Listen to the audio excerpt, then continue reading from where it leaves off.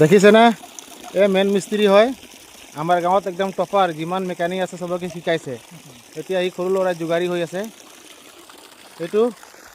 1 HP হয় এইটো half HP এতিয়া মই আপোনালোকক আমাৰ ঘৰৰ ফিটিং দেখাম দুটা মটৰ একেলগে ফিটিং কৰি দিছে এই চাইলক ৰাইজ এই দেখিছে না মাটি তলেদি দি দিছে এইটো এটা মটৰ এইটো কাৰেণ্ট গুচি গ'লে দমকল চলিব দমকলটো টেম্পৰাৰী দিছোঁ বাৰু এতিয়া মই আনিম আৰু লোহাৰ তাৰপিছত আপোনালোকক দেখাই আছোঁ মই মটৰ দুটা এয়া মটৰটো দেখাই আছোঁ ডাবল ডোৰ মটৰ চলাই দিছে এইটো হ'ল নতুন আনিছোঁ কালি 1 HP কৰমটম ক্ৰিষ্টা 1 নহয় কৰমটম